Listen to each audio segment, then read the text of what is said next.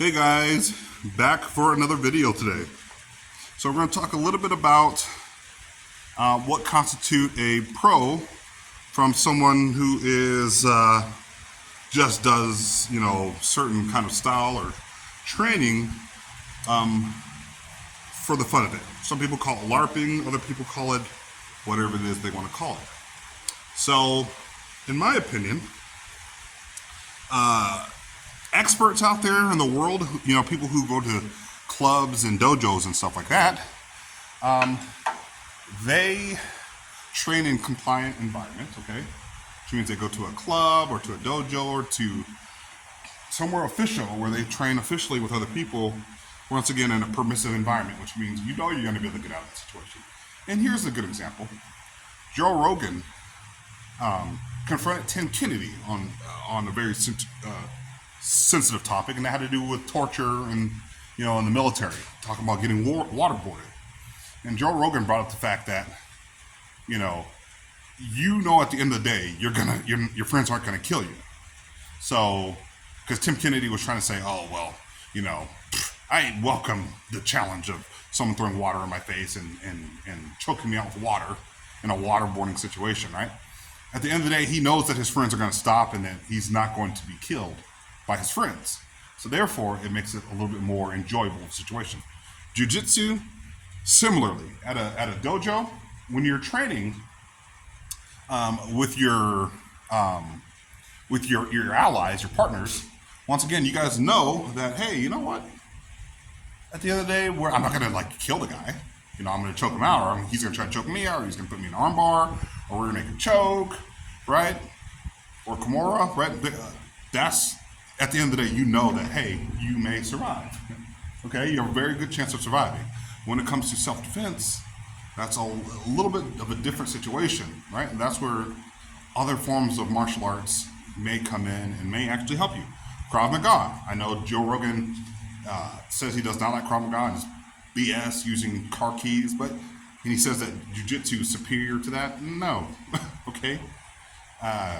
Maybe jiu-jitsu and Muay Thai combined, that would be perfect, right? That would be almost the ideal situation, right? And a little bit of judo in there. But MMA, I would say, is probably the best because it combines every form of training, every style of training, right?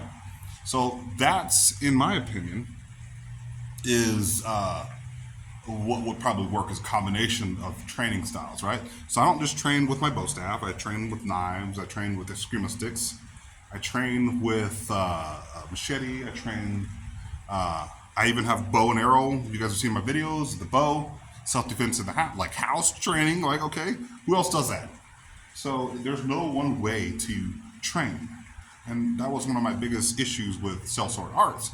As I love his content, once again, I would use that just for that because that's just purely entertainment. HEMA, once again, it's mostly entertainment, right? Well, especially with swords because no one uses swords anymore.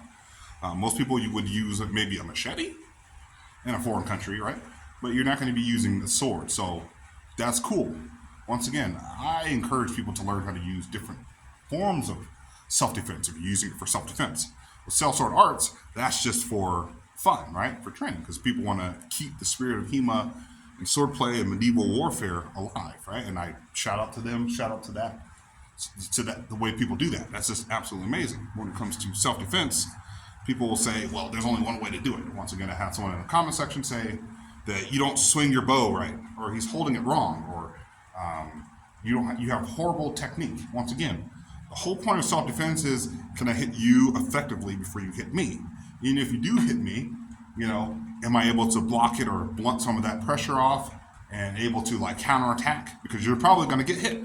People act like in a knife situation, if I can, I'm not going to get bloodied. I'm going to be able to disarm him and take his knife from him and put him in a headlock. In a real life situation, if you guys have watched videos of people actually fighting with knives in a real, someone trying to kill somebody else using a stick or a knife, especially a knife, they're just swinging, okay? They're swinging for the hills, they're trying to survive, and they're both bloodied, okay? And someone dying by knife cuts is a horrific way to die, okay? So, like I said, guys, it's a beautiful day out today, by the way. It's raining, it's kind of cloudy and snowing. I'm trying to stay out of the rain with my camera. But like I said, guys, the whole point of self-defense is hitting the other person before they hit you. Okay, so someone who has perfect, flawless technique doesn't mean that you're going to absolutely win in a fight.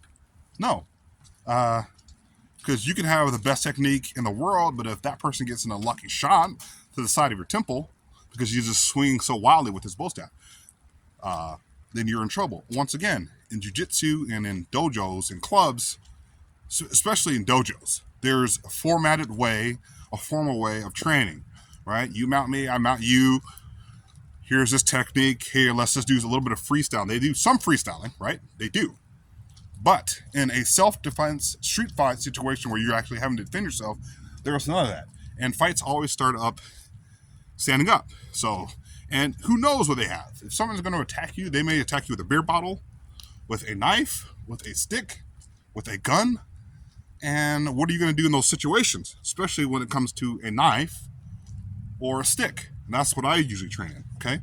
So that's how actual fights, realistic fighting happens. It doesn't happen where you're wearing a gi and you know, and I can grab your gi. That's what some training styles do, like especially with judo. They kind of have where it's a little too formal, which is why you know, there's some styles of judo where they are not wearing gis, but they do predicate a lot of their training on wearing a gi, okay?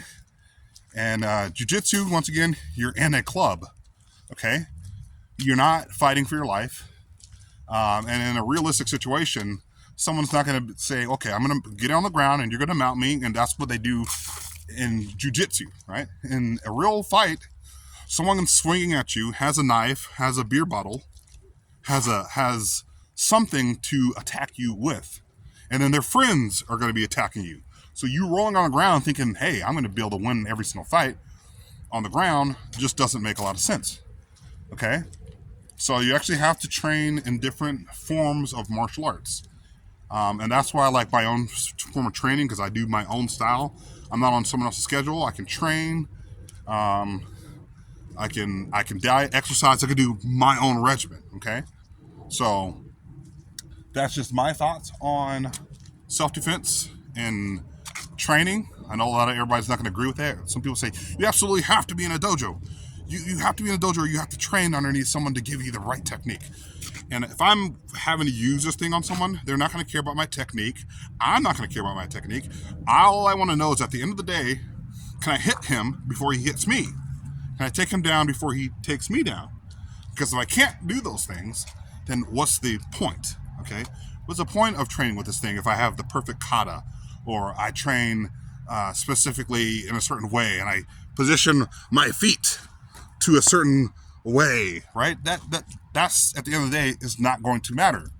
So technique, throw that crap out the window when it comes to that, because that's not going to win you a fight at the end of the day. Is can I hit you with this thing, right, before you hit me?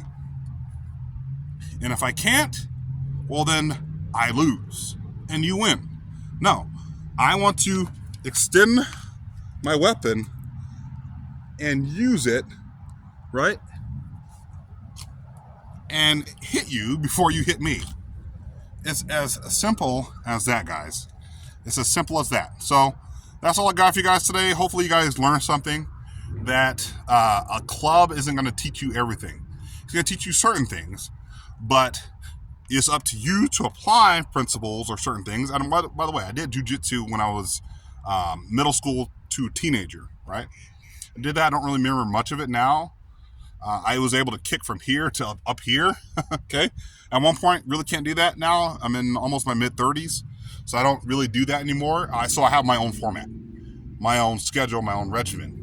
And I can train 7 days a week if I want to. At a dojo, you may go twice a week, and then between that time, you're kind of doing your own thing. And then with jiu-jitsu, you can't train unless you're with somebody, for the most part. Some people, I mean, I know they got the Gracie guys, they have some videos where you can actually get belts with no one else. Like they have videos where you can learn techniques. So I get that. But once again, uh, you actually need partners. With my bow staff, don't necessarily need a partner. I just need to be able to swing enough times to hit you, whether it's with the double-ended staff or just one part of the staff, right? Um, I need to be able to swing enough times. And what is the most effective ways to swing a staff? Well, you can YouTube that. And people out there who are pros, I like some of the more the HEMA style, the Scottish guys. Man, they got some really good techniques that I'm trying to learn myself, and it's just really really good. And there's some channels out there that actually put out some really good content where you're actually able to not just do like with the some of the Asian styles of martial arts. They're doing like the katas and stuff like that. Once again, I'd stay away from that stuff. I did enough of that stuff when I was younger. Um, I'm more into like practical means of swinging a staff or using a bow and arrow or swinging eskrima sticks. Once again, you see like some of the eskrima sticks where the Filipino martial arts where they're swinging that thing professionally and they're disarming you. And the guy's doing this weird twirls and stuff. I can do some of those twirls, by the way. Not against that.